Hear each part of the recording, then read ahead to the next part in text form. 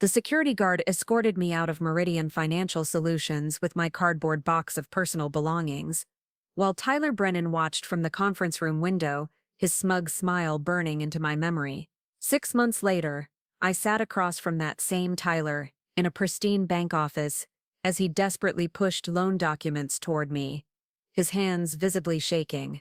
"Please, Natalie," he whispered, his voice cracking with desperation. "You're the only one who can save this deal. I need your signature as a guarantor."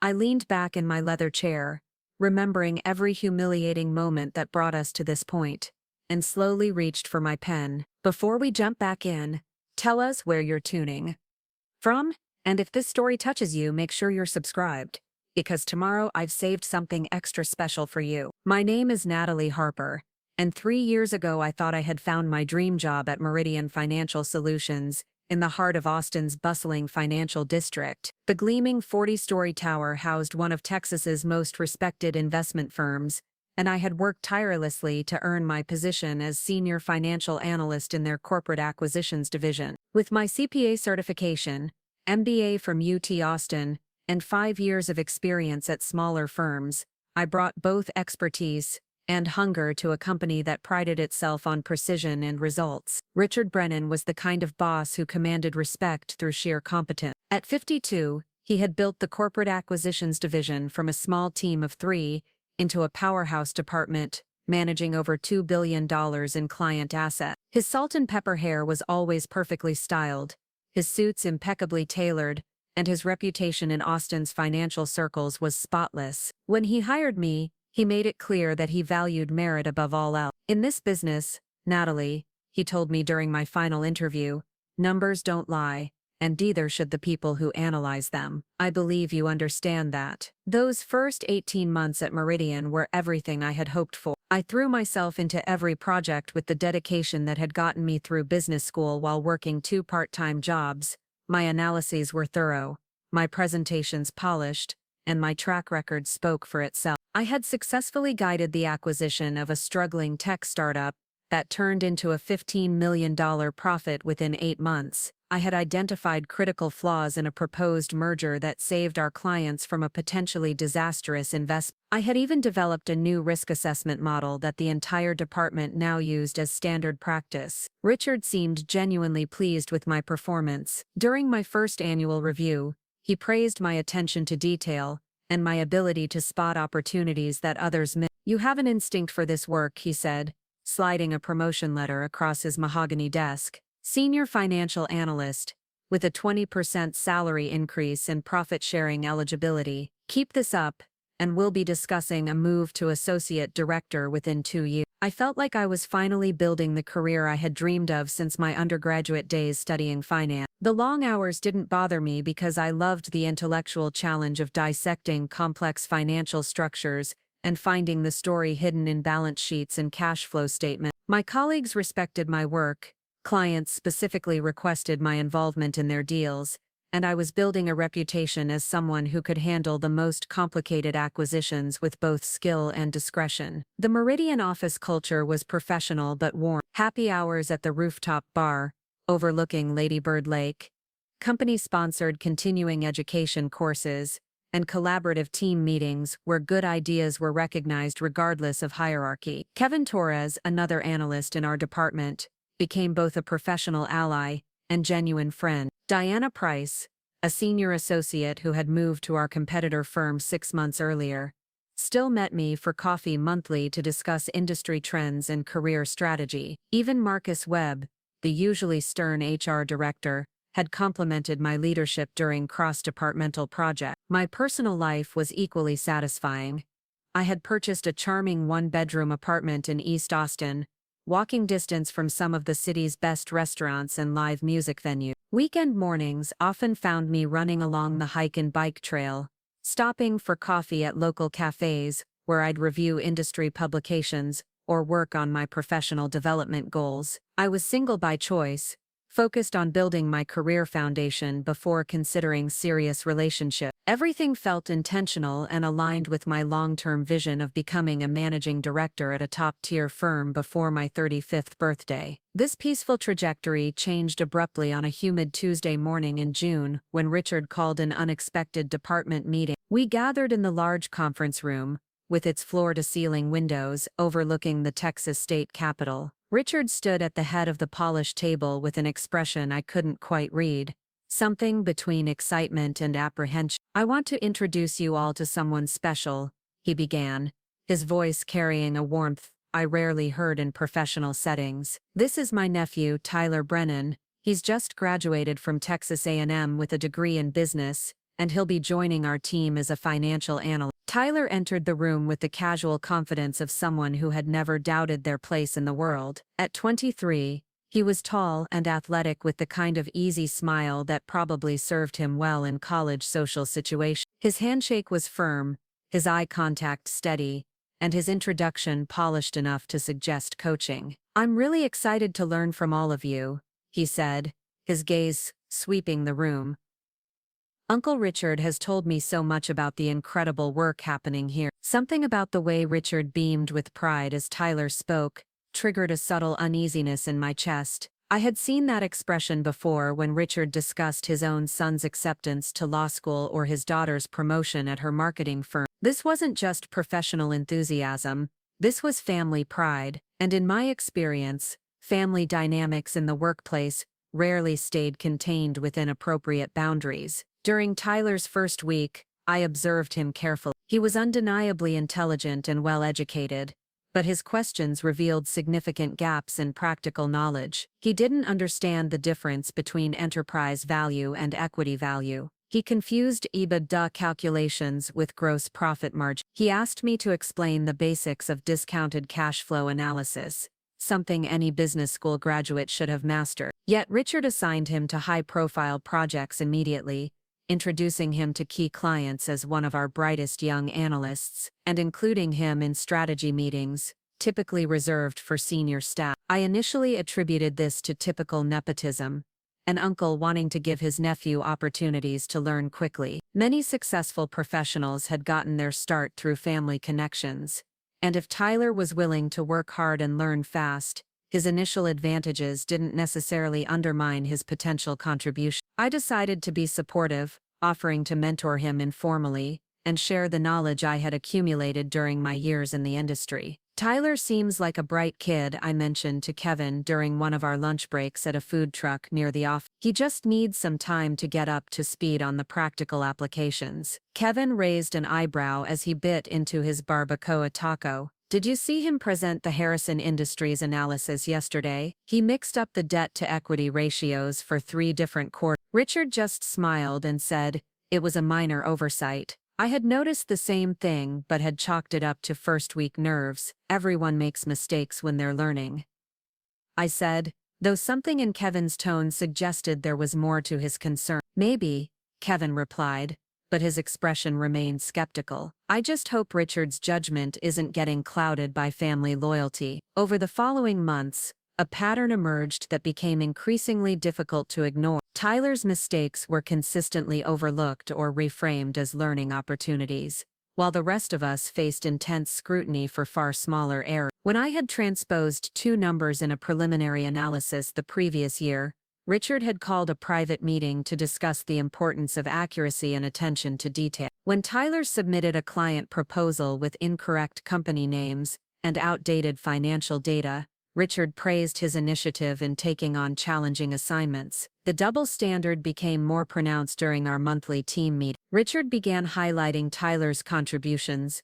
in ways that seemed disproportionate to their actual impact. Tyler brought up an excellent point about market volatility in the energy sector, he would announce, even when Tyler's observation was either obvious or incorrect. Meanwhile, my detailed analyses and Kevin's innovative approaches to risk assessment received polite acknowledgement, but little fanfare. I told myself that this was temporary, that Richard was simply providing extra encouragement to help his nephew build confidence. Every workplace had its politics, and learning to navigate family dynamics was part of professional growth. I focused on maintaining my high standards and continuing to deliver exceptional work, confident that results would speak for themselves. But Richard's favoritism extended beyond professional encouragement. Tyler was invited to client dinners that had previously been reserved for senior analysts. He attended industry conferences in Dallas and Houston that I had been hoping to join for networking purposes. When the Houston Energy Consortium invited our department to present at their annual summit,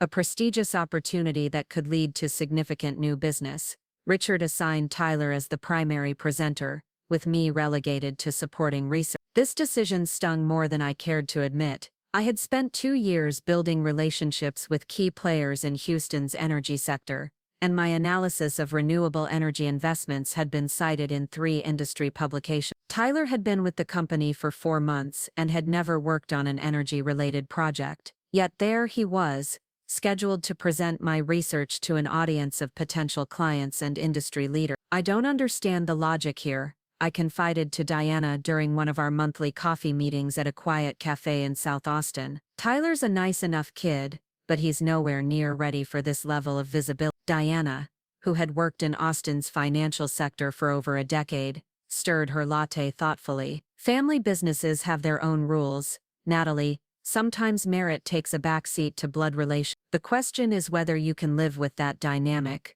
or if you need to start exploring other options." The thought of leaving Meridian had never seriously crossed my mind until that conversation. I loved the intellectual challenges of my work, enjoyed most of my colleagues, and had been genuinely excited about the career trajectory Richard had outlined during my review. But Diana's words forced me to confront an uncomfortable truth. I was no longer being evaluated solely on my performance. That realization crystallized during the Houston Energy Consortium presentation itself. Tyler delivered my analysis competently, but without the deep understanding that comes from months of research and relationship building. During the question and answer session, he struggled to answer technical questions about regulatory frameworks and market projections. I watched from the audience as he looked helplessly toward Richard, who stepped in to provide answers that I could have given with confidence and authority. Despite Tyler's shaky presentation, the trip was deemed a success when we secured 2 new clients worth approximately $8 million in combined assets under management. Richard praised Tyler's natural presentation skills and ability to connect with clients during our post-conference debrief. The fact that these clients had specifically mentioned their interest in renewable energy analysis, my area of expertise, seemed to be irrelevant to the narrative Richard was constructing. When we returned to Austin, I requested a private meeting with Richard to discuss my career development and role in future presentations. I had practiced my talking points carefully, focusing on my desire for increased responsibility and visibility rather than my concerns about Tyler's rapid advancement. "I appreciate your ambition, Natalie," Richard said, leaning back in his leather chair with a patronizing smile. "But you have to understand that client-facing roles require a certain presence. Tyler has that natural charisma that clients respond to. Your strengths are more analytical, more behind the scenes. There's nothing wrong with that. Every team needs strong support players. Support player." The phrase echoed in my mind long after our meeting ended. In the span of 18 months, I had somehow transformed from a rising star with associate director potential into a support player whose role was to enable someone else's success. The shift was so gradual that I hadn't recognized it happening until it was complete. That evening, I sat in my apartment reviewing my professional goals and accomplishments. On paper, everything looked impressive: successful projects, client satisfaction, innovative analysis techniques, and consistent positive feedback. But the reality of my daily experience was increasingly disconnected from these achievements. I was being marginalized in favor of someone whose primary qualification was sharing Richard's last name. For the first time since joining Meridian, I began to seriously consider my options. Diana had mentioned that her new firm was expanding their corporate acquisitions team. Kevin had heard rumors about opportunities at other Austin-based financial companies. The job market for experienced analysts was strong, and my track record would likely generate interest from multiple firms, but leaving felt like admitting defeat. I had invested 3 years building relationships and establishing my reputation at Meridian. I enjoyed the intellectual challenges of my work and believed in the company's mission. More importantly, I had always prided myself on perseverance, on finding ways to excel regardless of circumstance. Quitting because of office politics seemed like a betrayal of the work ethic that had carried me through business school and early career challenges. I decided to redouble my efforts and prove that merit could still triumph over favoritism. If Richard was going to promote Tyler based on family connections, I would make it impossible to ignore my superior performance. I began arriving earlier, staying later, and taking on additional projects to demonstrate my value to the department. I volunteered for the most challenging assignments and consistently delivered results that exceeded expectations. This strategy worked initially. My analysis of a potential pharmaceutical merger identified regulatory risks that saved our clients from a problematic investment. My recommendations for restructuring a struggling manufacturing company resulted in a 30% increase in operational efficiency. I developed new client presentation templates that the entire department adopted as standard practice. Even Tyler began asking for my guidance on projects, acknowledging my expertise in areas where he felt uncertain.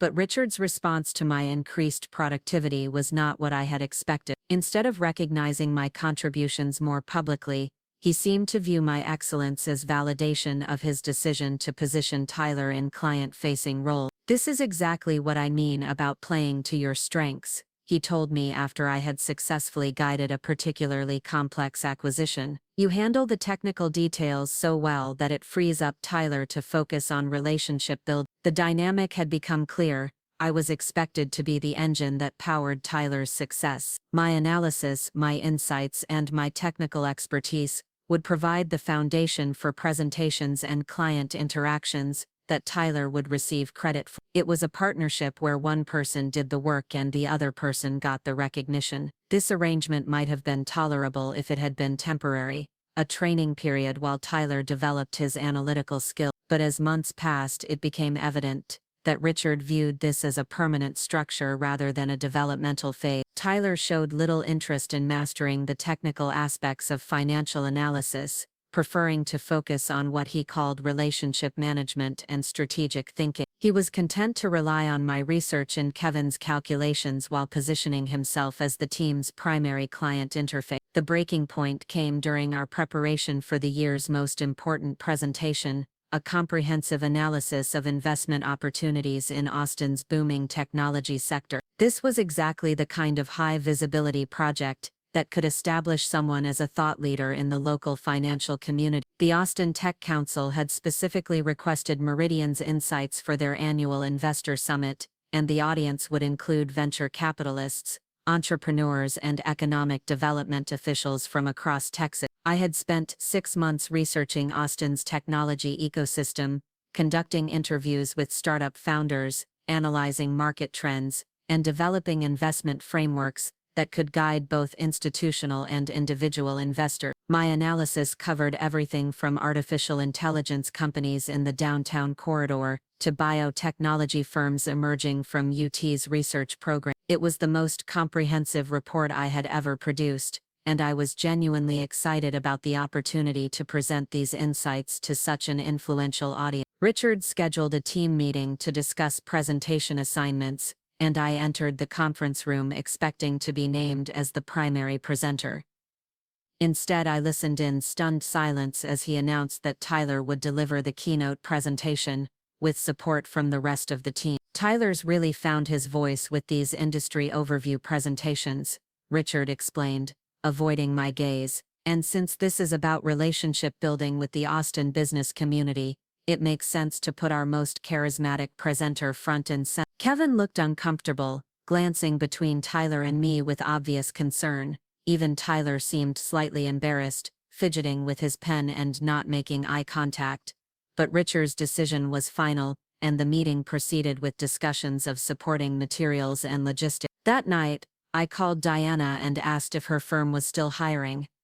Diana's firm, Sterling Capital Advisors, was located in a sleek building just 2 miles from Meridian's headquarters. During our confidential phone conversation, she explained that they were actively seeking an experienced analyst to lead their newly formed technology sector division.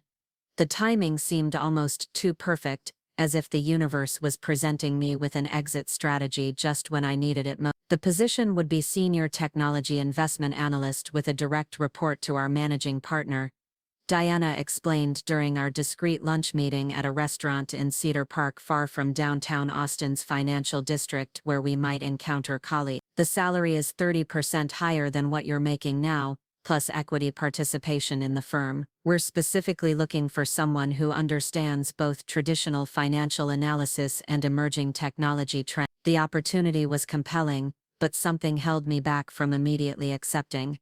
Perhaps it was stubborn pride, or maybe genuine attachment to the work I had been doing at Meridian. I had invested 3 years building relationships with clients who trusted my judgment, developing analytical frameworks that had proven successful, and establishing myself within Austin's financial community. Walking away felt like abandoning a project before seeing it through to completion. "Can I have 2 weeks to think about it?" I asked Diana, knowing that any major career decision deserved careful consideration. "Of course," she replied, though her expression suggested concern.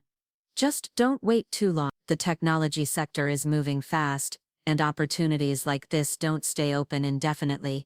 That conversation occurred on a Thursday. By the following Tuesday, my hesitation about leaving Meridian had crystallized into determination to fight for my position rather than retreat. The Austin Tech Council presentation was still 6 weeks away, which gave me time to prove that Richard's decision to sideline me was a mistake that would ultimately damage both the presentation and the department's reputation. I began working evenings and weekends to ensure that my technology sector analysis was absolutely flawless. Every data point was verified through multiple sources, every market projection was supported by rigorous mathematical modeling, and every investment recommendation was backed by comprehensive risk assessment. If Tyler was going to present my work, I would make certain that the underlying research was so thorough and well documented that even his limited technical knowledge couldn't undermine its impact. Kevin noticed my increased hours and asked if everything was okay during one of our coffee breaks. We had developed enough trust over the past year that I felt comfortable sharing some of my frustrations, though I was careful not to sound like I was complaining about family favoritism. "I just want to make sure the Tech Council presentation is perfect," I explained, stirring sugar into my coffee while we sat in the building's ground floor cafe. "It's such an important opportunity for the firm, and there are a lot of moving pieces to coordinate." Kevin nodded, but his expression remained skeptical. "You know, Tyler's been telling people that he's developed a revolutionary approach to technology sector analysis, right? Yesterday I heard him explaining to Marcus from HR how he's been pioneering new investment framework." The coffee suddenly tasted bitter in my mouth. "Pioneering new frameworks?" His exact words were innovative methodologies that challenge traditional valuation models, Kevin continued. He was speaking with the kind of confidence that makes you think he actually believes he created this stuff himself. This revelation was troubling on multiple levels. Not only was Tyler claiming credit for my work before the presentation had even occurred, but he was apparently convincing enough in these claims that other people were taking him seriously. Marcus Webb was not easily impressed, and if Tyler had managed to convince the HR director that he was developing groundbreaking analysis techniques, he was clearly more skilled at self-promotion than I had realized. I decided to test Tyler's actual understanding of the research by scheduling a collaborative preparation session. "Since we're working together on the Tech Council presentation," I suggested during our next team meeting, "it might be helpful to go through the analysis together so we're completely aligned on the key points." Richard enthusiastically endorsed this idea. "Excellent suggestion, Natalie. That's exactly the kind of collaborative spirit that makes our teams successful. Tyler, you should definitely take advantage of Natalie's expertise to fine-tune your presentation approach." We scheduled the preparation session for the following Friday afternoon in one of the smaller conference rooms. I prepared a comprehensive overview of my research methodology, key findings, and strategic recommendations. I also developed a series of technical questions that any presenter should be able to answer confidently if they truly understood the underlying analysis. Tyler arrived 15 minutes late, apologizing for a client call that ran over. He had brought a legal pad and expensive pen but no laptop or research materials. As I began walking through the technology sector landscape, it became immediately clear that his understanding was superficial at best. When you're presenting the artificial intelligence investment opportunities, I began, you'll want to be prepared for questions about the difference between narrow AI applications and general AI development timelines. The investment implications are significantly different. Tyler nodded confidently. Absolutely, AI is definitely a game changer in the technology space, right? But can you explain why narrow AI companies typically have faster paths to profitability compared to general AI research firms? His pause lasted long enough to become uncomfortable. Well, narrow AI is more focused, so naturally it would be more profitable. This wasn't technically wrong, but it revealed that he didn't understand the fundamental differences in business models, development costs, or market applications. I tried a different approach. The biotechnology section includes recommendations for 3 specific companies. What's your assessment of their regulatory risk profiles? Regulatory risk is always important in biotech, Tyler replied, clearly stalling for time. That's why we need to be really careful about our recommendations. Again, not incorrect, but completely generic. He hadn't reviewed the specific companies I had analyzed, didn't understand their pipeline development stages, and apparently had no knowledge of FDA approval processes or competitive landscapes. As our session continued, Tyler's strategy became apparent. He would let me explain each section in detail, ask clarifying questions that seemed engaged but were actually quite basic, and then summarize everything in broad, confident terms that avoided any technical specifics. He was essentially treating me as his personal briefing service, absorbing just enough information to sound informed during casual conversations. This is really helpful background, Tyler said as our session concluded. I think I have a good handle on the big picture now. Obviously, I'll want to put my own spin on the presentation style, but the underlying research gives me a solid foundation. His own spin, the phrase echoed in my mind as I watched him gather his minimal notes and head toward the elevator. He genuinely believed that presentation style was the primary value he brought to this collaboration, as if my months of research and analysis were merely raw materials for his charismatic delivery. That weekend, I made a decision that would prove to be both professionally risky and personally necessary. I began documenting every email exchange with Tyler, every meeting where Richard showed favoritism, every instance where my work was attributed to someone else or minimized in favor of family connection. I created a detailed timeline of projects, responsibilities, and outcomes that clearly demonstrated the pattern of discrimination I was experiencing. This documentation wasn't initially intended for any specific purpose. Preparing and narrating this story took us a lot of time, so if you are enjoying it, subscribe to our channel. It means a lot to us. Now back to the story. I simply felt compelled to create an objective record of events that were beginning to feel surreal in their blatant unfairness. When you're living through systematic workplace bias, it's easy to start questioning your own perceptions or wondering if you're being overly sensitive.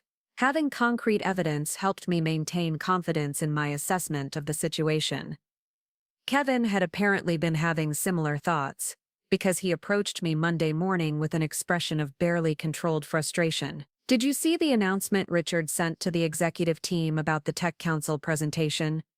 I hadn't checked my email yet that morning, so Kevin forwarded me the message. The subject line read, Meridian's Innovation in Technology Sector Analysis, and the content described Tyler as our rising star analyst who has developed cutting-edge methodologies for evaluating Austin's technology investment landscape. The email positioned the presentation as an opportunity to showcase Tyler's groundbreaking research and strategic insights. There was no mention of my role in the research, no acknowledgement of the months I had spent developing these methodologies, and no reference to the collaborative nature of the analysis. According to Richard's narrative, Tyler was a solo innovator whose brilliant work would position Meridian as a thought leader in technology sector investments. This is completely dishonest, Kevin said, his voice tight with anger. Everyone in the department knows you've been working on this research for months. How can Richard send something like this to the executive team? I stared at the email, feeling a cold knot of anger forming in my stomach. This wasn't just favoritism anymore, it was deliberate misrepresentation of my professional contributions. Richard was actively rewriting history to enhance his nephew's reputation at the expense of my career development. I need to talk to Richard about this, I said, though I wasn't entirely sure what I hoped to accomplish. Be careful, Kevin warned. He's obviously committed to this narrative. Challenging it directly might backfire. Despite Kevin's concerns, I scheduled a private meeting with Richard for that afternoon. I spent my lunch break preparing talking points that focused on factual corrections rather than emotional grievances. My goal was to ensure that the executive team understood the collaborative nature of the research, while avoiding any appearance of undermining Tyler's role in the presentation. Richard's office felt different that afternoon, smaller somehow, and less welcoming than it had during previous meetings. He was reviewing documents when I knocked, and his greeting was polite but noticeably cooler than usual. I wanted to discuss the announcement you sent about the Tech Council presentation, I began carefully. I think there might be some confusion about the research methodology development. Richard set down his pen and leaned back in his chair with an expression that immediately put me on defensive footing. What kind of confusion? The email describes Tyler as having developed the analysis frameworks, but as you know, I've been working on this research for the past 6 months. I developed the valuation methodologies and conducted all the primary research. I think it would be more accurate to describe this as collaborative work. Richard's silence stretched long enough to become uncomfortable. When he finally spoke, his tone was measured but unmistakably dismissive. Natalie, I think you're misunderstanding the nature of teamwork. Tyler has taken ownership of this presentation and made it his own. The specific research tasks you completed were important, but Tyler's strategic vision and analytical insights have shaped the final product. Strategic vision, analytical insights. These were Tyler's contributions, according to Richard, despite the fact that Tyler couldn't explain basic concepts from my research without coaching. I felt my carefully prepared diplomacy beginning to crack under the pressure of such blatant dishonesty. Richard, with respect, Tyler has asked me to explain fundamental concepts like regulatory risk assessment and market segmentation. He's been relying on my research notes for every technical detail. I'm not sure what strategic vision you're referring to. Richard's expression hard. Tyler brings a fresh perspective that challenges conventional thinking. Sometimes experience can become a limitation.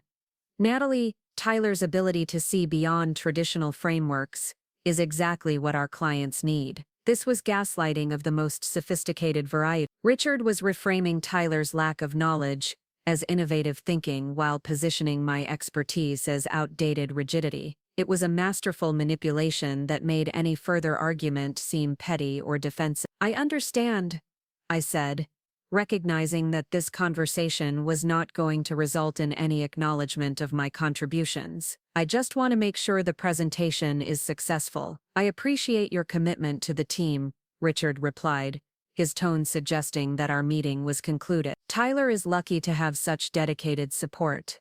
Support, there was that word again, reducing my role from analyst to assistant, from collaborator to cheerleader. I left Richard's office with the clear understanding that my position at Meridian had fundamentally changed. I was no longer being groomed for advancement.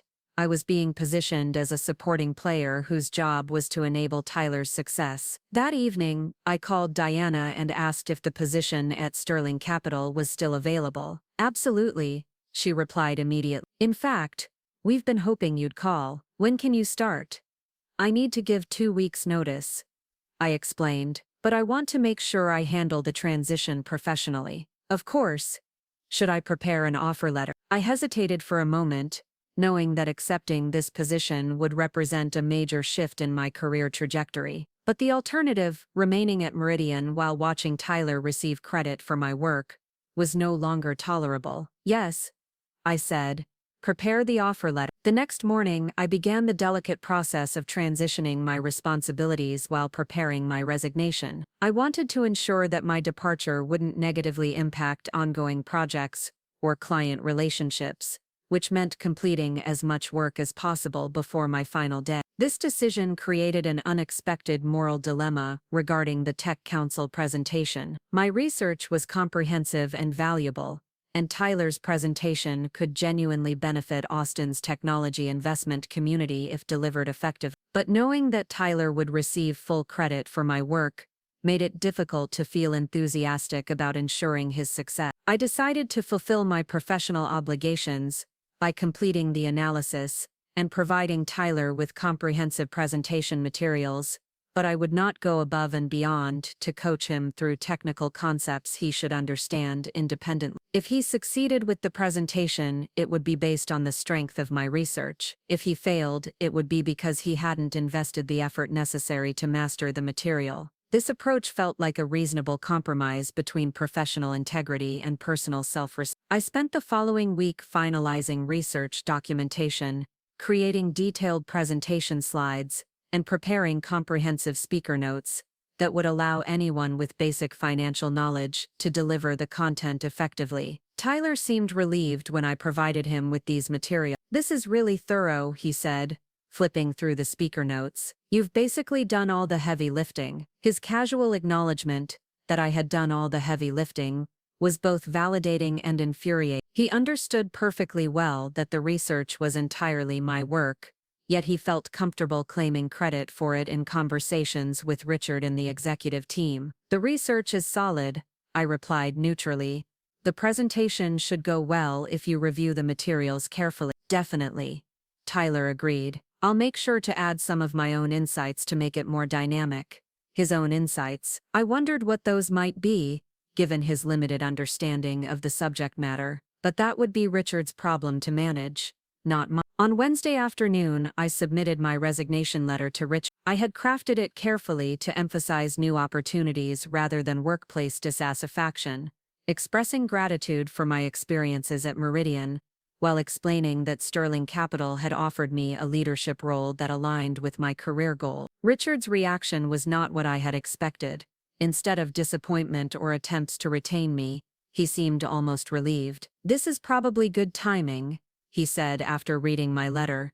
"We've been restructuring the department, and Tyler is ready to take on more responsibility. This transition will work out well for everyone." His casual dismissal of my departure stung more than I had anticipated. After 3 years of dedicated work and significant contributions to the department's success, my leaving was merely convenient timing for Tyler's advancement. It crystallized everything I had been feeling about my diminished value within the organization. "I'll do everything possible to ensure a smooth transition," I replied, maintaining professional composure despite my inner turmoil. "I'm sure you will," Richard said. Tyler might have some questions about ongoing projects. Of course Tyler would have questions. He would need extensive briefings on every project I had been managing, detailed explanations of client relationships I had developed, and comprehensive documentation of analytical processes he had never bothered to learn. Essentially, my final 2 weeks would be spent training my replacement while receiving no recognition for the institutional knowledge I was transferring. That evening, Kevin took me out for drinks at a quiet bar in South Austin. He had been supportive throughout my decision-making process, but I could tell he was conflicted about my departure. "I understand why you're leaving," he said, sipping his beer while live music played softly in the background. "But I'm going to miss having someone around who actually cares about doing quality work." "You'll be fine," I assured him.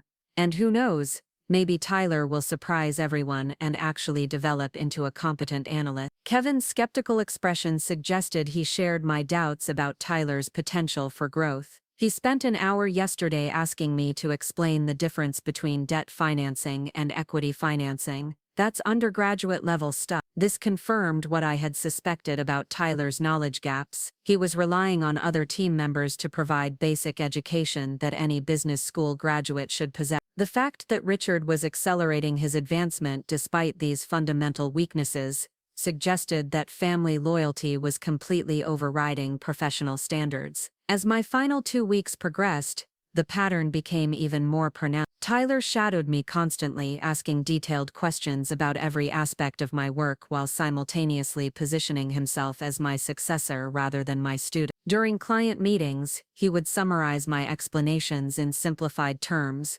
creating the impression that he was translating complex concepts for my benefit rather than learning them for his own. The most frustrating aspect of this transition was watching Tyler absorb credit for my work in real time. When I explained a complex valuation methodology to a client, Tyler would nod knowingly and add comments like exactly the approach we discussed, or that aligns with my analysis. Clients who had worked with me for months began directing their questions to Tyler, apparently assuming that he was now the primary analyst on their account. Richard facilitated this transition by gradually excluding me from strategic discussions, while including Tyler in meetings where important decisions were made. By my final week, I was essentially functioning as a technical consultant whose job was to provide Tyler with the knowledge he needed to assume my responsibilities. The Austin Tech Council presentation was scheduled for my last Friday at Meridian. I had mixed feelings about attending, since Tyler would be presenting my research without any acknowledgement of my contributions. But professional curiosity and a desire to see how he handled the technical content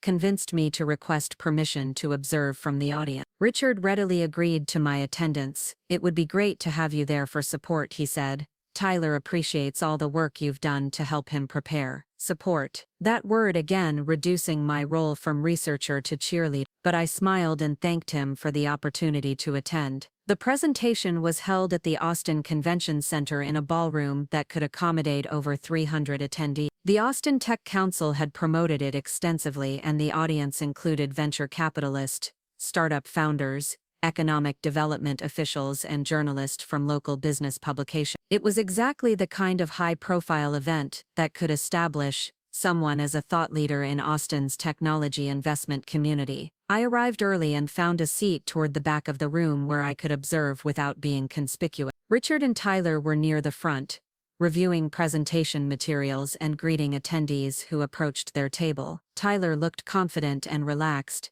chatting easily with people I recognized as influential figures in Austin's technology sector. When the presentation began, Tyler delivered my research with polished confidence. His speaking style was engaging, his slides were professionally designed, and his executive summary hit all the key points I had developed. For the first 20 minutes, everything proceeded smoothly. Then came the question and answer session. The first question was straightforward: "Can you elaborate on the regulatory timeline for biotechnology companies in your recommended portfolio?" Tyler paused, clearly searching for information that wasn't in his speaker note. "Regulatory timelines are obviously crucial in biotech investing," he began, "and that's why we've focused on companies with strong regulatory strategies." This was a non-answer that avoided the specific question while sounding generally knowledgeable. The questioner looked unsatisfied but didn't press for more details. The second question was more technical.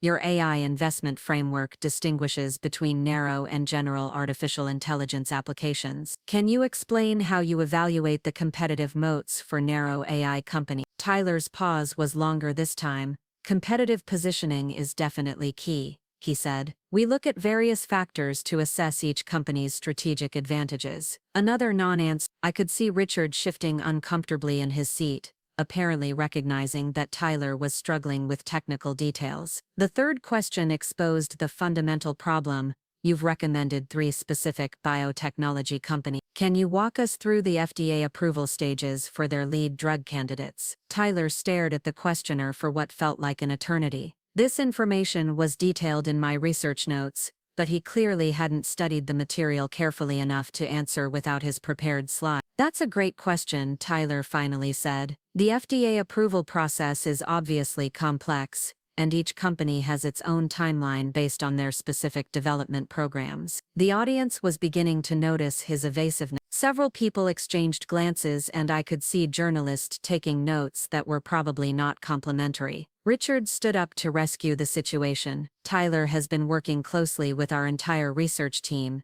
he announced. "Perhaps I can provide some additional context on the regulatory landscape." But the damage was done. Tyler's credibility had been undermined by his inability to answer basic questions about his own research. The remainder of the presentation proceeded awkwardly, with Richard fielding most technical questions while Tyler offered generic commentary. As the event concluded, I felt a strange mixture of vindication and disappointment. I had been proven right about Tyler's limitations, but the presentation that should have showcased months of valuable research had instead become an embarrassing display of incompetence. Walking to my car after the presentation, I realized that my departure from Meridian had been perfectly timed. Tyler's failure would likely prompt questions about the department's research capabilities and analytical standards. Richard would need to find ways to explain how his rising star had been so thoroughly unprepared for basic questions about his own work. Monday morning, I would start my new position at Sterling Capital Advisors as Senior Technology Investment Analyst. I would have my own research team,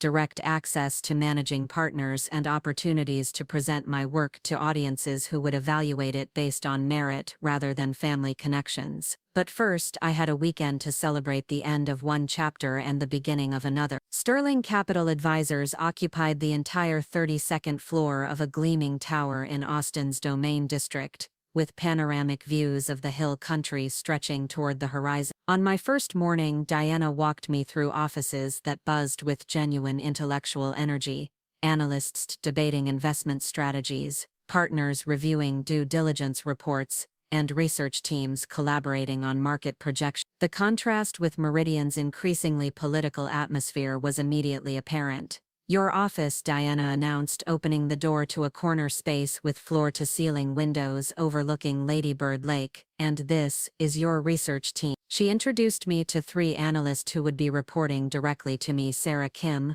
a brilliant recent MBA graduate from Wharton with expertise in artificial intelligence applications; Marcus Rodriguez, a former software engineer turned financial analyst who understood technology from both technical and business perspectives; and Jennifer Walsh, a seasoned professional who had moved from Goldman Sachs specifically to focus on emerging technology investment. "We've been following your work," Sarah said during our first team meeting. "Your analysis of Austin's biotech sector was cited in the Wall Street Journal last month. We're excited to learn from your methodology." The Wall Street Journal citation was news to me. I had submitted that research while still at Meridian, but Richard had never mentioned any media coverage. Apparently, my work was gaining recognition in the broader financial community even while being minimized within my former department. "What specific areas would you like us to focus on?" Marcus asked, pulling out a laptop filled with preliminary research on Austin's technology landscape.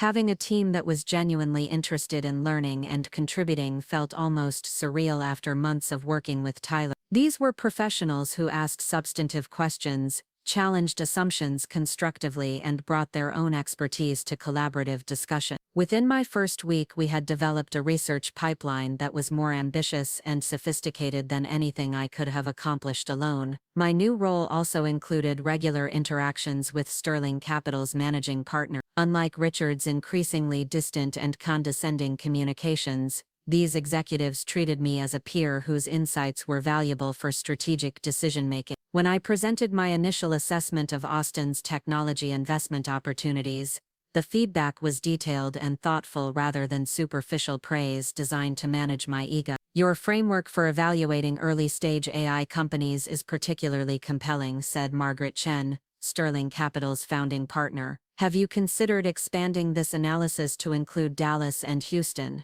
We're seeing increased client interest in Texas technology investment." This was exactly the kind of opportunity I had hoped for when joining Sterling Capital: the chance to develop proprietary research that could influence investment decisions across multiple markets. Margaret's suggestion represented potential for both professional growth and meaningful impact on the firm's strategic direction. "I'd love to explore that," I replied. "My preliminary research suggests that each Texas market has distinct characteristics that would require customized analytical approaches." "Perfect. Let's schedule a follow-up meeting to discuss scope and timeline." As I settled into my new role, I found myself curious about developments at Meridian. Kevin and I maintained our friendship, meeting for coffee every few weeks to catch up on industry trends and personal updates. Through these conversations, I learned that Tyler's public failure at the Austin Tech Council presentation had created exactly the kind of problems I had anticipated. 3 potential clients specifically mentioned concerns about our research capabilities. Kevin told me during one of our meetings at a cafe near Zilker Park.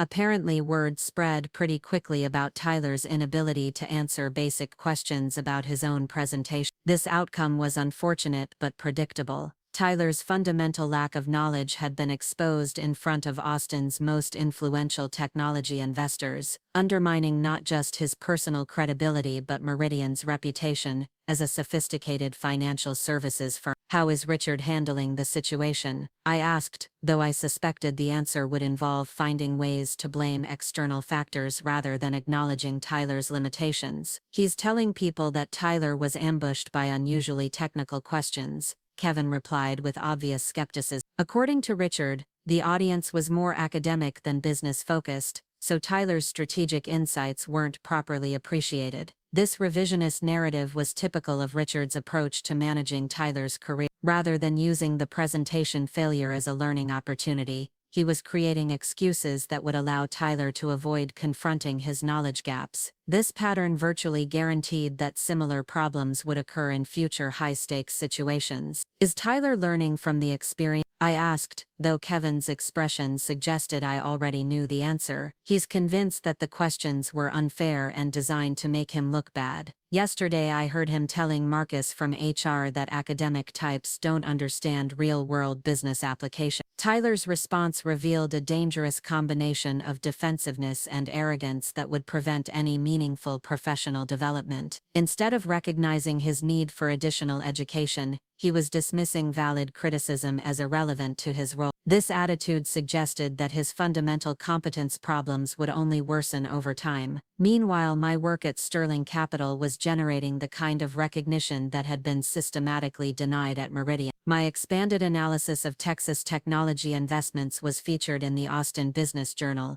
and I was invited to speak at the Dallas Investment Management Conference about emerging trends in artificial intelligence funding. These opportunities felt like validation that my expertise was valuable when evaluated objectively, rather than filtered through family politics. The Dallas conference was particularly significant because it represented my first major speaking engagement since leaving Meridian. The audience included institutional investors, family office managers, and economic development officials from across the Southwest. My presentation focused on identifying undervalued technology companies with strong fundamentals and clear paths to profitability. During the question and answer session, I found myself fielding exactly the kind of technical questions that had exposed Tyler's limitations. But unlike Tyler's evasive responses, I was able to provide detailed explanations of my analytical methodology, specific examples of successful investments, and comprehensive assessments of market risks and opportunities. "Your framework for evaluating AI companies seems to balance growth potential with regulatory considerations very effectively," commented one investor from Houston. "Can you walk us through how you assess competitive positioning in rapidly evolving markets?" This was precisely the kind of question I enjoyed answering. Competitive analysis in emerging technology sectors requires understanding both current market dynamics and potential future disruptions, I began, launching into a detailed explanation that drew on months of research and analysis. The presentation was well received, and several attendees approached me afterward to discuss potential collaboration opportunities. More importantly, I felt genuinely confident and competent throughout the entire event, emotions that had become increasingly rare during my final months at Meridian. That evening I received a text message from an unknown number. "Saw your presentation coverage in the Dallas Business Review. Impressive work." Marcus Webb, Meridian's HR director, was reaching out to compliment my work despite my departure from the company. This unexpected contact suggested that my professional reputation was growing even among former colleagues who had witnessed the political dynamics that led to my resignation. I decided to respond politely. "Thank you, Marcus. I appreciate the kind words. Hope everything is going well at Meridian." His reply came quickly. "Would you be open to a confidential coffee meeting sometime? I'd like to discuss some developments that might interest you." This message was intriguing but concerning.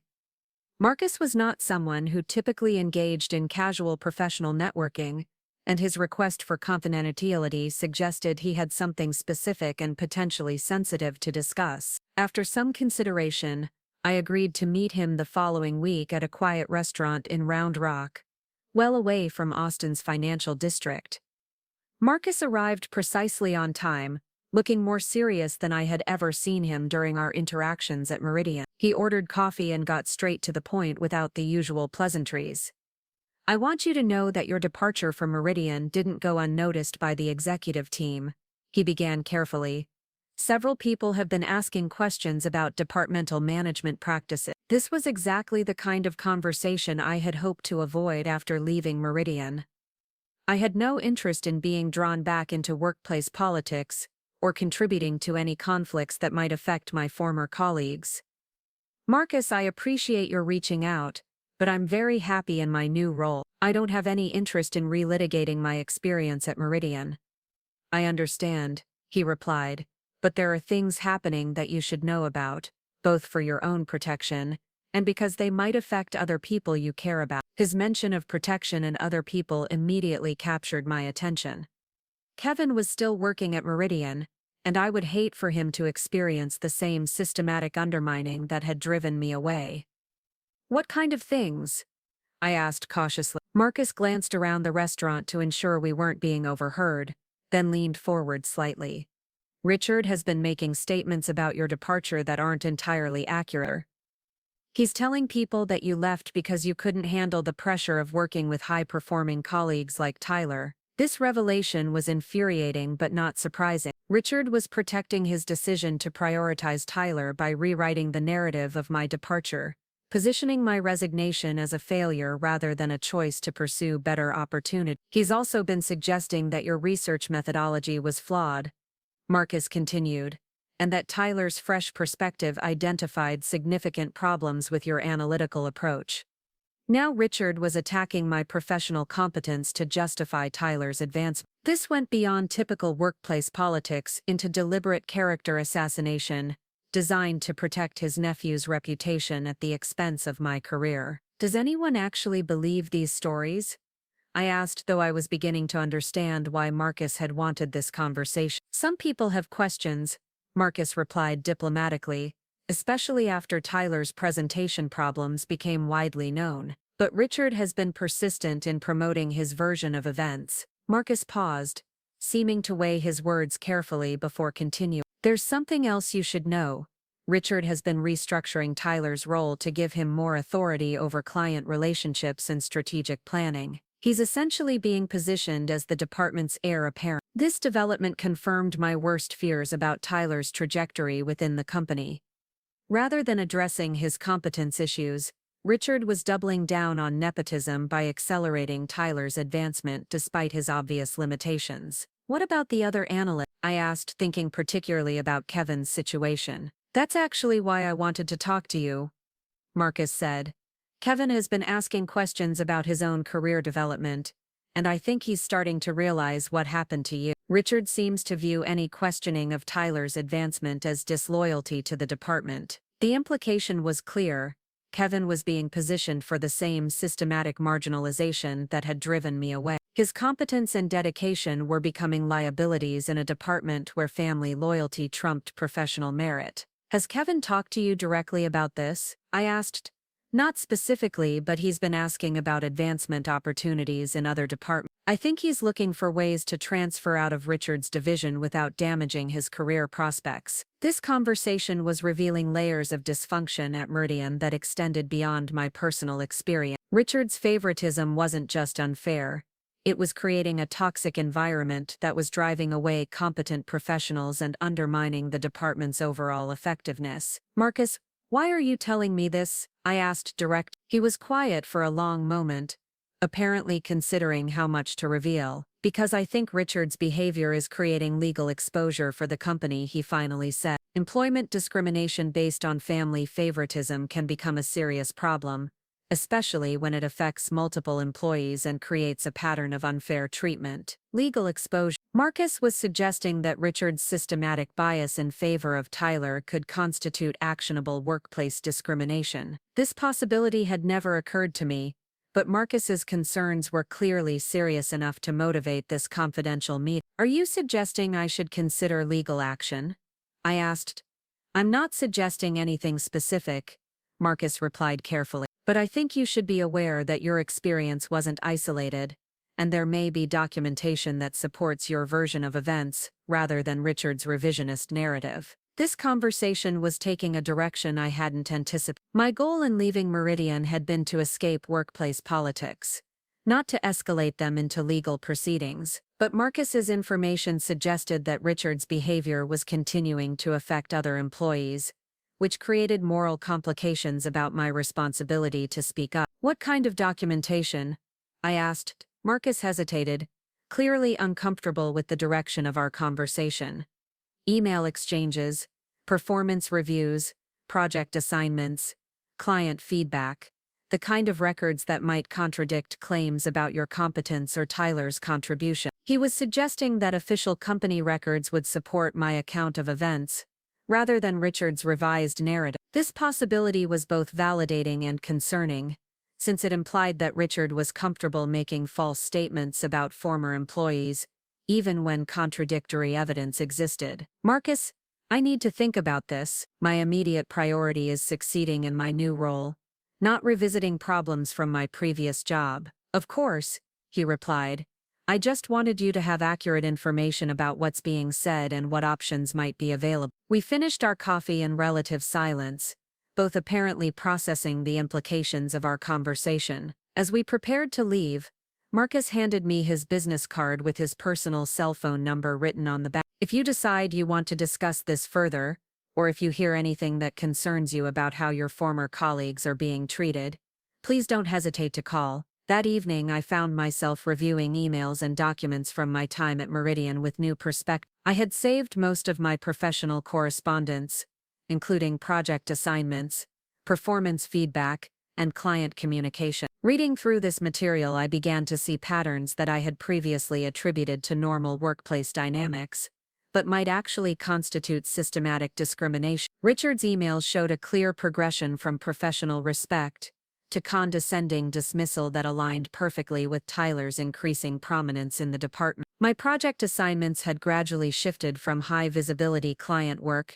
to supporting research that enabled Tyler's presentations. Client feedback consistently praised my analytical capabilities, yet my role had been systematically diminished in favor of someone with no relevant experience. Most significantly, Richard's own communications contradicted the narrative he was apparently promoting about my departure. His emails showed that he had actively excluded me from strategic decisions, reduced my client contact, and positioned Tyler as the department's primary analytical resource, despite overwhelming evidence of Tyler's limitations. This documentation painted a picture of deliberate discrimination that went far beyond typical favoritism. Richard had systematically undermined my career development to create opportunities for his nephew, then attempted to rewrite history to justify these decisions.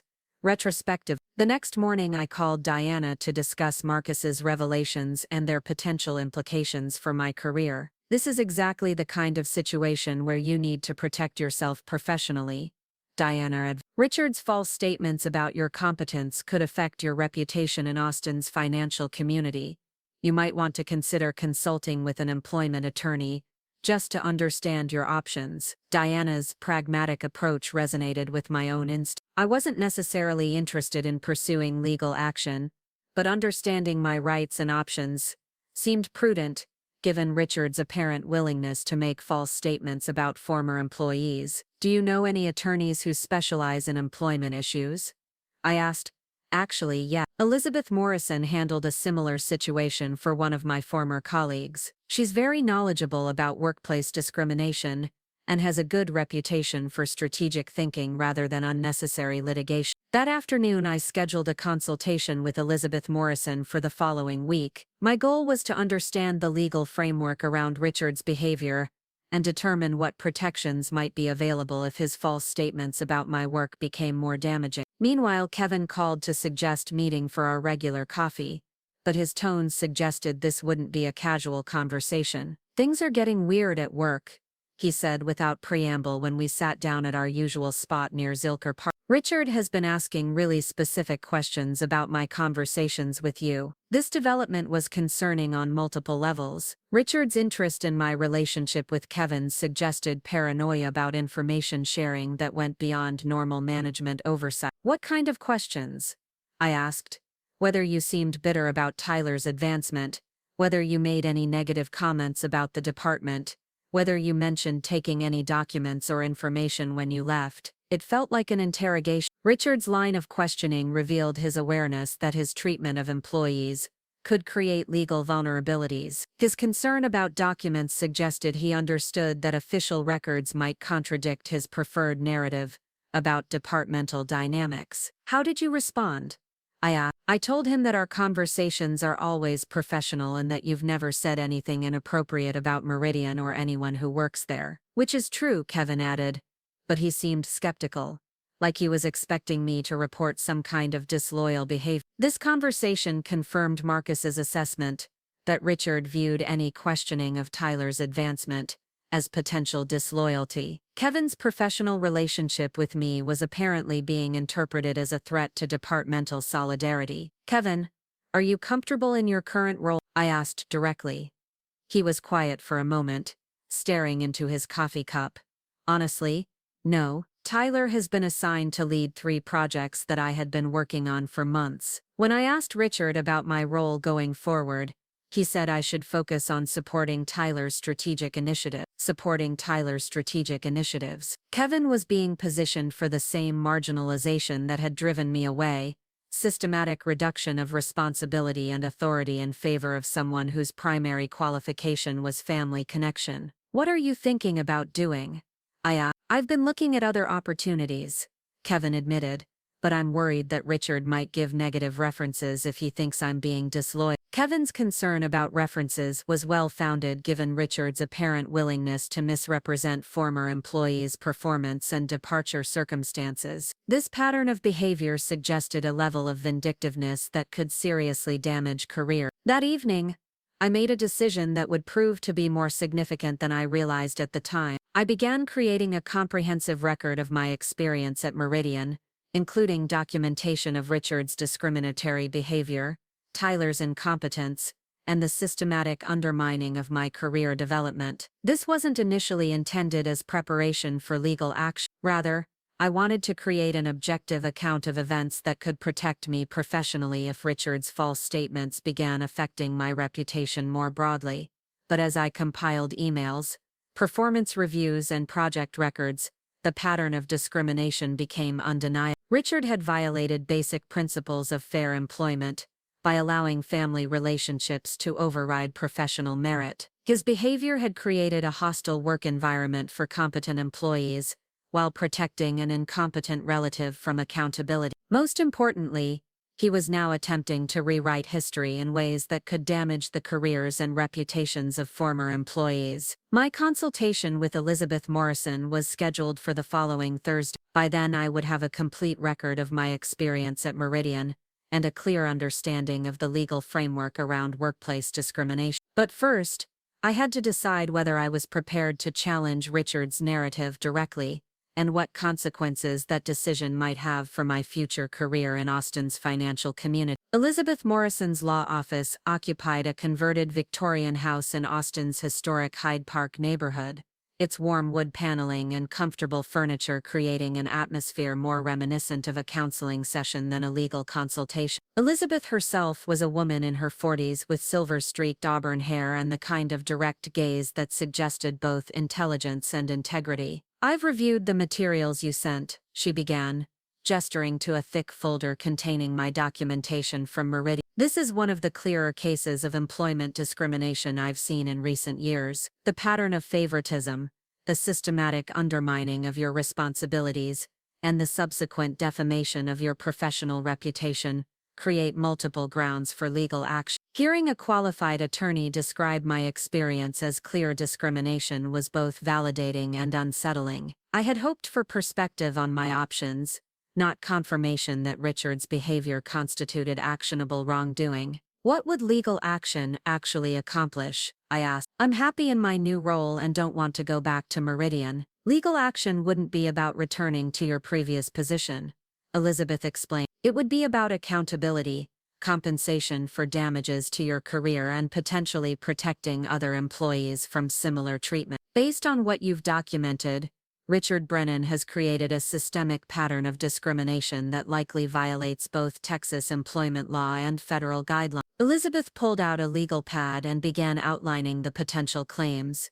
Workplace discrimination based on family favoritism, hostile work environment, defamation of professional character, and constructive dismissal. Each category carried specific legal remedies and financial consequences for employers found liable. The documentation you've provided is particularly compelling, she continued, because it shows not just isolated incidents, but a deliberate pattern of behavior designed to benefit Richard's nephew at your expense. Courts take this kind of systematic discrimination very seriously. As Elizabeth spoke, I found myself thinking about Kevin's situation and Marcus Webb's concerns about ongoing problems at Meridian. My legal options weren't just about personal vindication, they could potentially address broader issues affecting other employees. What would be required if I decided to pursue this? I asked.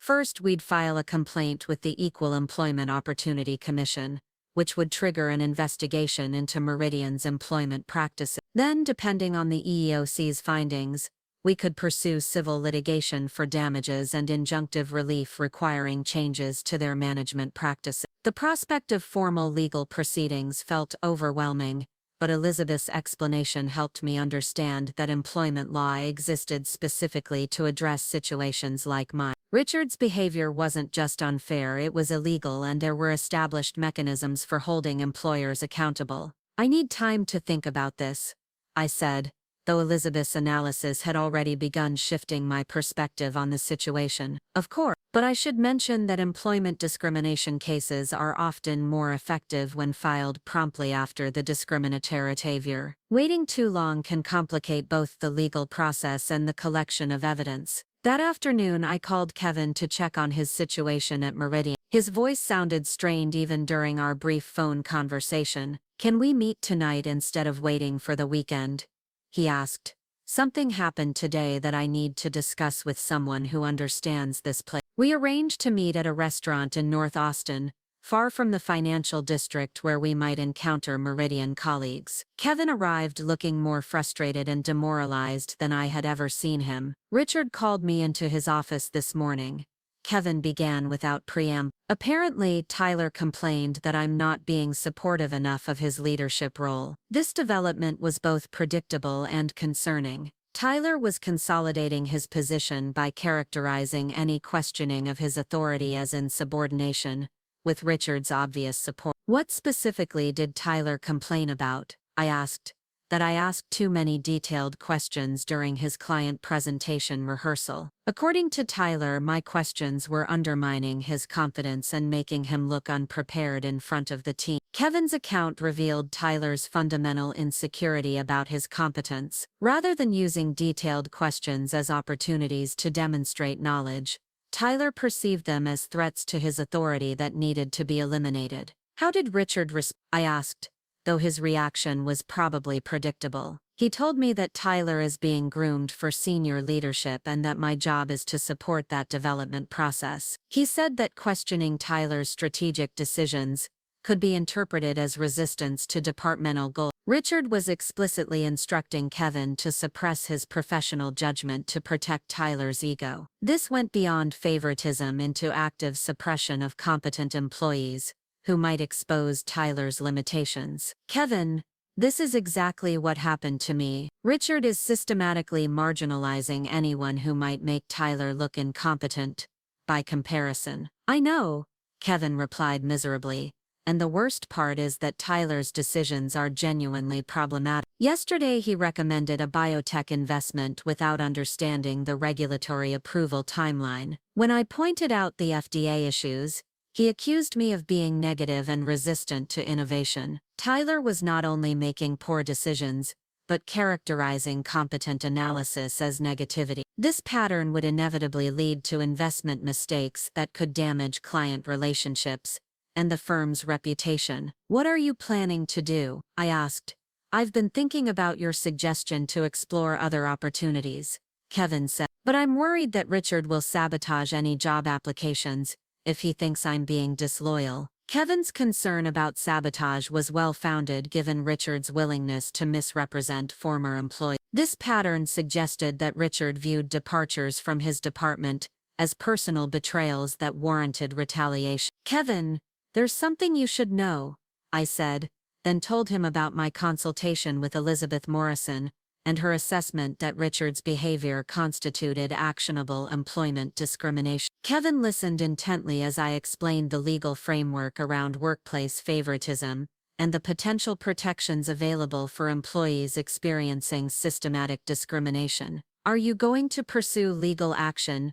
he asked when I finished. "I'm considering it," I replied honestly. "But part of my motivation would be protecting other people from what I went through. If Richard continues this pattern with you and other employees, maybe legal accountability is necessary." Kevin was quiet for several minutes, apparently processing the implications of potential legal action against Meridian. "If you decide to move forward," he finally said, "I would be willing to provide testimony about what I've witnessed. Tyler's incompetence isn't a secret, it's just being systematically ignored." Kevin's offer of support was both gratifying and concerning. I appreciated his willingness to stand up for professional standards, but I worried about potential retaliation if he became involved in legal proceedings against his current employer. "Let me think about everything before we make any decisions," I suggest. "But thank you for being willing to speak up, that means a lot." That weekend I spent considerable time reviewing my options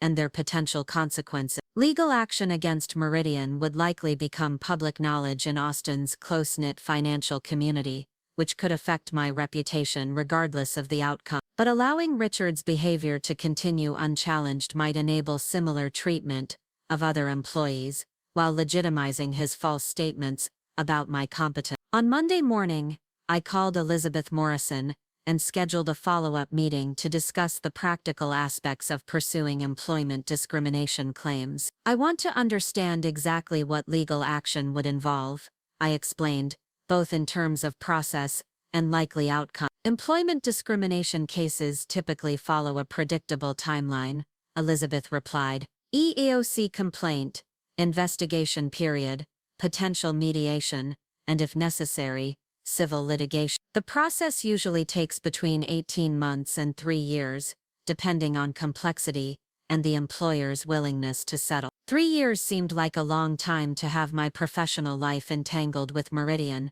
but Elizabeth explained that most employment cases were resolved through negotiated settlements, rather than protracted court battles. "Employers often prefer to settle discrimination claims confidentially rather than face public scrutiny of their management practices," she said, "especially when the evidence is as clear as what you've documented." Elizabeth also explained that employment discrimination cases could result in significant financial settlements, covering lost wages, career damages, and punitive awards designed to deter future violations. "Based on your salary progression and career trajectory, we could potentially recover substantial compensation for the advancement opportunities you lost due to Richard's discriminatory behavior." Financial compensation was less important to me than professional vindication and protection for other employees, but Elizabeth's analysis helped me understand that legal action could serve multiple purposes simultaneously. 2 days later,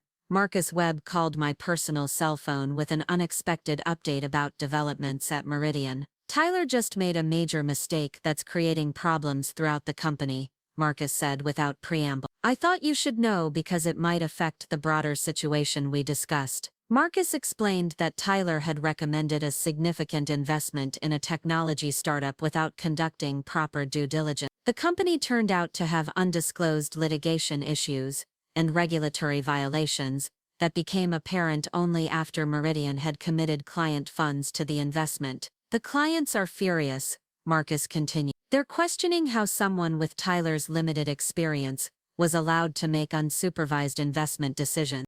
The executive team is asking serious questions about departmental oversight. This development was exactly what I had feared would happen, as Tyler's responsibilities increased without corresponding improvements in his competence. His lack of analytical rigor had finally resulted in tangible financial consequences that couldn't be dismissed or rationalized." "How is Richard handling the situation?" I asked. "He's trying to characterize it as a learning experience and market volatility," Marcus replied, "but the executive team isn't buying those explanations. 3 clients have requested meetings to discuss their concerns about research quality. Client complaints about research quality represented a serious threat to Meridian's reputation and business prospects. Financial services firms depended on trust and competence, and Tyler's mistake had damaged both. "Marcus, why are you telling me this?" I asked. "Because it validates everything you tried to warn people about," he said. "Tyler's limitations aren't theoretical anymore. They're causing real damage to client relationships and the firm's reputation." Marcus paused before continuing. "And because I think the executive team might be more receptive to discussions about systematic problems in Richard's department. If you're considering any kind of formal action, this might be optimal timing." Marcus was suggesting that Tyler's investment mistake had created an opportunity for broader accountability regarding Richard's management practices. The executive team's concerns about research quality might make them more willing to examine how favoritism had compromised professional standards. That evening, I made a decision that felt both necessary and liberating. I called Elizabeth Morrison and authorized her to begin preparing employment discrimination complaints against Meridian Financial Solutions. "I want to move forward with both EEOC and civil proceedings," I told her. "This isn't just about my experience anymore. It's about preventing other competent employees from being systematically undermined by nepotism and favoritism." Elizabeth confirmed that she would begin drafting complaints immediately and coordinate with Marcus Webb to gather additional documentation about Meridian's employment practices. "This is the right decision," she assured me. "Employment discrimination flourishes in environments where people are afraid to challenge unfair treatment.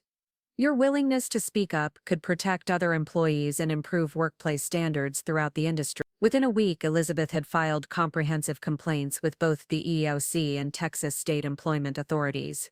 The complaints detailed Richard's systematic discrimination, Tyler's unqualified advancement, and the resulting damage to my career and professional reputation. The legal filings became public record, which meant that news of the discrimination complaints would likely spread throughout Austin's financial community. I was prepared for this consequence, having decided that transparency was preferable to allowing Richard's false narratives to persist unchallenged. "Kevin called me 2 days after the complaints were filed. Word is spreading through the office that you've taken legal action against the company," he said. Richard called an emergency department meeting to discuss maintaining professional loyalty during challenging times. Richard's response suggested awareness that the legal complaints could encourage other employees to come forward with similar experiences. His emphasis on loyalty was likely an attempt to discourage cooperation with employment investigators. "How are people responding?" I asked. "Mixed reactions," Kevin replied. "Some people seem surprised, but others are nodding like this explains a lot of things they've been wondering about." Kevin's assessment suggested that Richard's discriminatory behavior had been noticed by colleagues even if they hadn't understood its full scope or legal implications. "Kevin, have you thought more about what we discussed regarding your own situation?" I asked. "Actually, yeah. I've been documenting interactions with Richard and Tyler since our last conversation.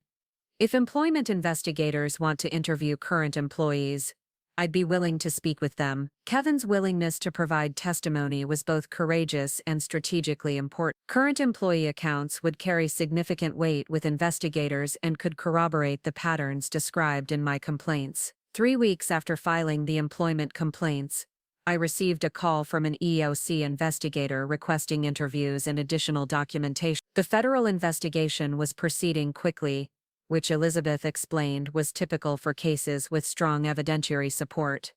"The EEOC investigator specifically mentioned that your documentation was exceptionally thorough," Elizabeth told me during our progress update. "They're particularly interested in the systematic nature of the discrimination and its impact on other employees." The investigation's focus on systematic discrimination and broader employee impact suggested that my case might result in comprehensive reforms to Meridian's employment practices, rather than just individual compensation. Meanwhile, news of the legal action was generating unexpected responses from Austin's financial community. Several colleagues from other firms reached out to express support and share their own experiences with workplace discrimination. 2 employment attorneys contacted Elizabeth to discuss similar cases they were handling against other financial services companies. Most significantly, I received a call from Margaret Chen, Sterling Capital's founding partner, requesting a private meeting to discuss the situation. I want you to know that Sterling Capital fully supports your decision to challenge employment discrimination, Margaret said during our meeting. Your legal action reflects the kind of professional integrity that aligns with our firm's value. Margaret's support was both personally meaningful and professionally important. Having my current employer's backing would protect me from any retaliation attempts and reinforce my credibility within the industry. I also want to discuss expanding your role here, Margaret continued. Your visibility in the Austin financial community has increased significantly, and we'd like to leverage that for business development purposes. Margaret explained that Sterling Capital was considering promoting me to Managing Director of Technology Investments, with responsibility for leading client development and representing the firm at industry conferences. Your willingness to stand up for professional standards has enhanced your reputation rather than damaging it, she said. Clients and colleagues respect integrity, and your legal action demonstrates exactly the kind of principled leadership we want associated with our firm. This unexpected career advancement felt like vindication of my decision to challenge Richard's discriminatory behavior. Rather than damaging my professional prospects, legal action was creating opportunities for increased responsibility and recognition. 2 months after filing the employment complaints, Elizabeth called with significant news about the investigation's progress. The EOC has completed their preliminary review. They're prepared to issue a formal finding of probable cause regarding employment discrimination at Meridian Financial Solutions. An EOC finding of probable cause would establish that Richard's behavior constituted illegal discrimination under federal employment law. This determination would strengthen any subsequent civil litigation and could trigger additional regulatory scrutiny of Meridian's employment practices. What happens next? The EOC will offer mediation services to attempt resolving the complaint without litigation, Elizabeth explained.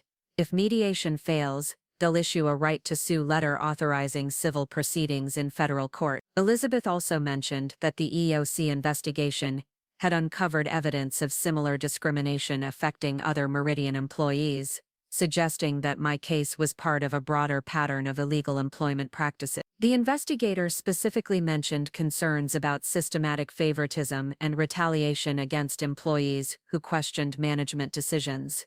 She said, "Your complaint has opened the door to a comprehensive review of departmental practices." That afternoon, Kevin called with an update about internal developments at Meridian. Richard and Tyler both met with the executive team yesterday, he reported. Apparently, there are serious discussions about restructuring the corporate acquisitions division. Richard's meeting with senior executives suggested that the legal complaints and EOC investigation were creating pressure for management changes. The executive team's concern about systematic discrimination could result in significant reforms or personnel decisions. Are there any discussions about Tyler's role?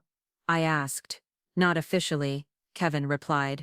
But there are rumors that his responsibilities might be scaled back pending completion of additional training programs. Tyler's potential demotion would represent a significant victory for professional standards over nepotism. If Richard was being forced to reduce Tyler's authority due to competence concerns, it validated everything I had tried to communicate during my time at Meridian. More importantly, these developments suggested that legal action was achieving its intended goals: accountability for discriminatory behavior, protection for other employees, and restoration of merit-based employment practices. That evening, I reflected on how dramatically my situation had changed since leaving Meridian 6 months earlier. My career had not only recovered, but advanced beyond what would have been possible in Richard's discriminatory environment. My legal action was protecting other employees and improving workplace standards. Most significantly, I had demonstrated that competent professionals didn't have to accept systematic discrimination disguised as family loyalty. The next morning brought news that would complete my professional vindication in the most unexpected way possible. 6 months after filing my employment discrimination complaints, I received an unexpected phone call that would bring my story full circle. The caller identified himself as James Patterson,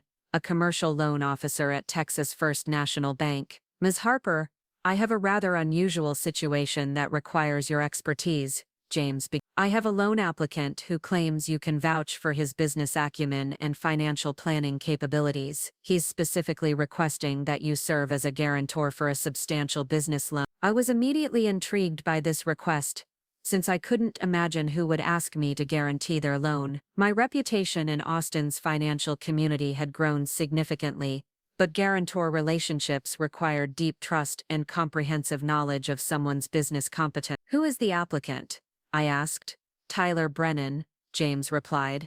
He's applying for a $2 million commercial loan to launch an independent investment advisory firm. Brennan insisted that you would be willing to provide both professional references and financial guarantees for his venture. The irony was so perfect that I almost laughed out loud. Tyler Brennan, the nephew whose advancement had cost me my position at Meridian, was now asking me to stake my professional reputation and personal finances on his business competence. When is this meeting scheduled? I asked, my mind already racing through the implications. Tomorrow afternoon at 2 o'clock, if that works for your schedule. Mr. Brennan emphasized that time is critical for his business launch timeline. I agreed to attend the meeting, though I had no intention of providing any guarantees for Tyler's venture. My curiosity about his current situation and apparent desperation was too compelling to resist. The next afternoon, I arrived at Texas First National Bank 15 minutes early, wanting to observe Tyler's demeanor before our official meeting began. Through the glass conference room walls, I could see him pacing nervously while reviewing documents spread across the table. His usually confident posture had been replaced by obvious anxiety, and his expensive suit couldn't disguise the stress evident in his movement. James Patterson greeted me in the lobby and briefed me on Tyler's loan application during our walk to the conference room. Tyler was seeking funding to establish Brennan Advisory Services, positioning himself as a specialist in technology sector investments for high-net-worth individuals. His business plan is ambitious, James explained, but the bank requires additional assurances given his limited track record as an independent advisor. Mr. Brennan suggested that your endorsement would provide the credibility we need to approve the loan. When we entered the conference room, Tyler's face registered a complex mixture of hope, embarrassment, and desperate determination. He stood to shake my hand with forced enthusiasm,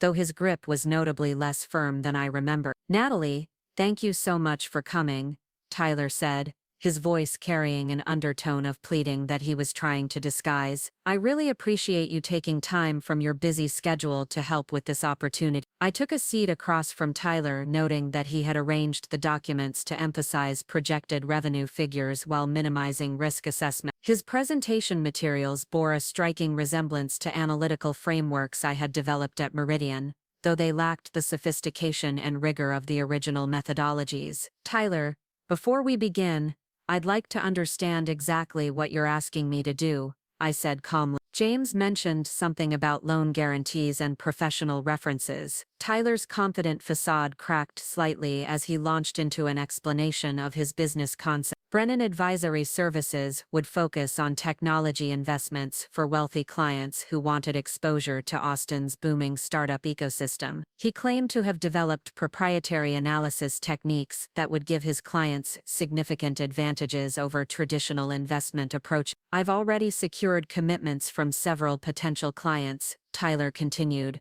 but the bank wants additional assurance that my analytical capabilities can deliver the returns I'm projecting. James Patterson nodded and pulled out Tyler's loan application document. Brennan has provided financial projections and business plans, but given the substantial loan amount, we require guarantors who can verify his professional competence and assume financial responsibility if the venture fails. Tyler leaned forward across the table, his desperation becoming more apparent despite his attempts to maintain professional composure. Natalie, you know my work better than anyone. You've seen my analytical capabilities and strategic thinking firsthand. Your endorsement would carry tremendous weight with the bank. The statement was so disconnected from reality that I had to pause before responding. Tyler was asking me to guarantee a loan based on analytical capabilities he had never demonstrated and strategic thinking I had never witnessed. Tyler, I want to make sure I understand your business model correctly, I said, picking up his financial projections. You're planning to charge clients premium fees for technology investment advice based on proprietary analytical methods you've developed. Exactly, Tyler replied eagerly. The Austin market is hungry for sophisticated technology investment guidance, and my unique background gives me advantages that traditional advisors don't have. I reviewed Tyler's projected client fees and investment returns, noting that both were significantly higher than industry standard. His business plan assumed he could attract wealthy clients willing to pay premium rates for his expertise, despite his limited track record and recent problems at Meridian. These financial projections seem quite optimistic, I observed. What specific advantages do you believe your analytical methods provide over established investment approaches? Tyler's pause was long enough to become uncomfortable. He clearly hadn't expected detailed questioning about his supposedly proprietary methodology. Well, I bring a fresh perspective that challenges conventional thinking, he began, echoing phrases I had heard Richard use to defend Tyler's limitations at Meridian. Traditional analysts often get trapped in outdated frameworks that miss emerging opportunity. This was exactly the kind of vague response Tyler had used when he couldn't answer technical questions about investment analysis. He was still relying on confident-sounding generalities to avoid demonstrating actual knowledge. Can you give me a specific example of how your approach would differ from traditional analysis methods? I pressed. Tyler shuffled through his presentation materials, apparently searching for prepared talking points that could address my question. I focus more on disruptive potential and innovative business models rather than just financial metrics, he finally said. James Patterson was taking notes during our conversation, and I could see him writing question marks next to several of Tyler's responses. The banker clearly expected more substance from someone seeking a $2 million loan for investment advisory services. Tyler,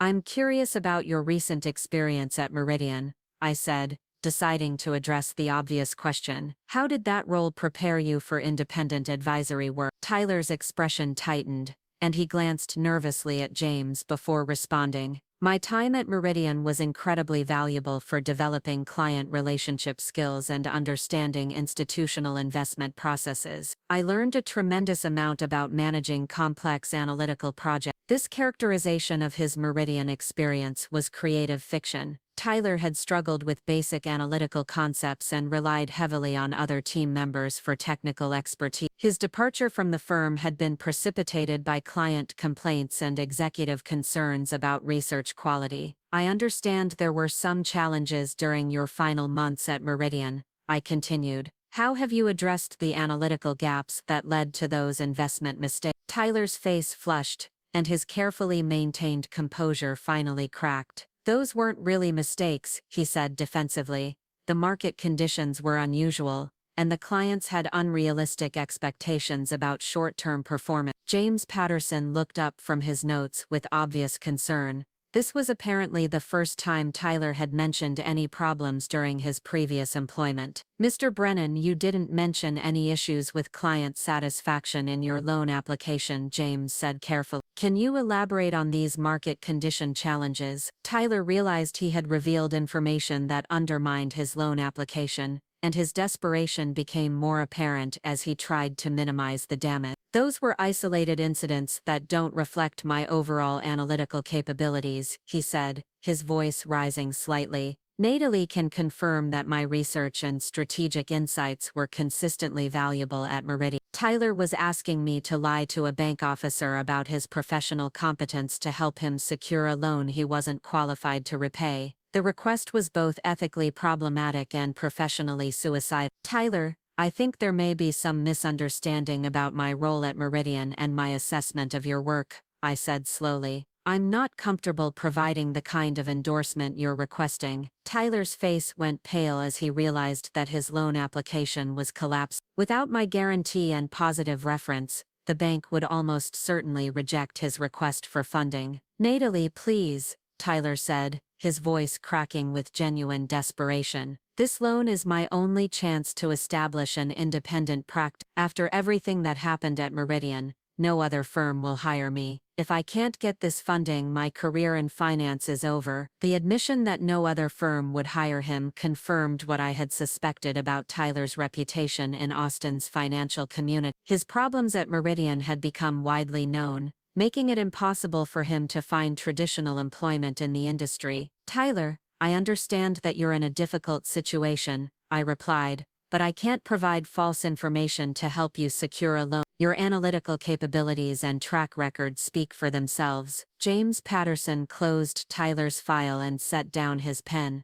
"Mr. Brennan, based on this conversation, I don't think we can move forward with your loan application. The bank requires guarantors who can provide unqualified endorsements of applicants' professional competence." Tyler stared at the closed file, apparently processing the reality that his business venture was dead before it started. Without funding, he couldn't establish an independent practice, and without other employment options, his career prospects were extremely limited. "There has to be something we can work out," Tyler said, his voice now openly pleading. "Natalie, you know I'm capable of learning and improving. Maybe we could structure some kind of mentorship arrangement that would satisfy the bank's requirements." The suggestion that I mentor Tyler while guaranteeing his loan was both presumptuous and tone-deaf. After systematically undermining my career at Meridian, he was asking me to risk my reputation and finances to salvage his professional future. "Tyler, I don't think that would be appropriate," I replied firmly. "You need to find solutions that don't involve asking former colleagues to assume responsibility for your business success." James Patterson stood to signal that our meeting was concluded. "Miss Brennan, you're welcome to reapply in the future if your circumstances change, or if you can provide different guarantor arrangements." As we gathered our materials, Tyler made one final desperate attempt to change my mind. "Natalie, I know we had our differences at Meridian, but I never meant for things to turn out this way. If you help me get this loan, I promise I'll work harder than ever to prove myself worthy of your confidence." His acknowledgement that we had differences was a significant understatement of how his advancement had systematically undermined my career. But more importantly, his promise to prove himself worthy suggested that he still didn't understand the fundamental competence gaps that had created his current problems. "Tyler, I genuinely wish you the best," I said as we prepared to leave, "but I can't provide endorsements that aren't based on demonstrated capabilities." Walking out of the bank that afternoon, I reflected on how completely our professional situations had reversed. 6 months earlier, Tyler had been the favored nephew whose advancement seemed unstoppable, while I was the marginalized employee whose career appeared to be stagnating. Now Tyler was desperate for opportunities, while my reputation and responsibilities continued to expand. The next week brought news that provided perfect closure to my Meridian experience. Elizabeth Morrison called to inform me that the company had agreed to a substantial settlement of my employment discrimination claims, including financial compensation, and a commitment to implement comprehensive reforms to their hiring and promotion practices. Richard Brennan has also agreed to resign from his position as department director, Elizabeth added. The executive team felt that new leadership was necessary to restore confidence in their employment practices. Richard's resignation represented the ultimate validation of my decision to challenge systematic discrimination rather than simply changing jobs. His departure would protect other employees from the favoritism and retaliation that had characterized his management approach. Most satisfyingly, Marcus Webb called to report that Kevin had been promoted to Senior Financial Analyst with expanded client responsibilities and a significant salary increase. The new department director specifically mentioned that Kevin's analytical skills and professional integrity made him an obvious choice for advancement, Marcus explained. "It's amazing how quickly things improved once merit-based evaluations replaced family politics." Kevin's promotion demonstrated that competent employees could thrive when evaluated fairly, rather than being marginalized to protect incompetent relatives. His success felt like vindication for all the colleagues who had been systematically undermined by Richard's favoritism. 3 months later, I received one final update about Tyler's situation. According to industry sources, he had left Austin entirely and was reportedly working in his father's small insurance agency in rural Texas. His dreams of becoming a technology investment specialist had been permanently derailed by his inability to demonstrate the competence he had claimed to possess. Standing in my corner office at Sterling Capital, looking out over Austin's skyline, I felt profound gratitude for the journey that had brought me to this point. What had initially seemed like professional catastrophe had become an opportunity for growth, vindication, and meaningful impact on workplace standards throughout the industry. My willingness to challenge discrimination had not only advanced my own career but had protected other employees and improved conditions for future professionals who might face similar situations. Sometimes the most difficult decisions lead to the most rewarding outcome. Up next, you've got 2 more standout stories right on your screen. If this one hit the mark, you won't want to pass these up. Just click and check them out.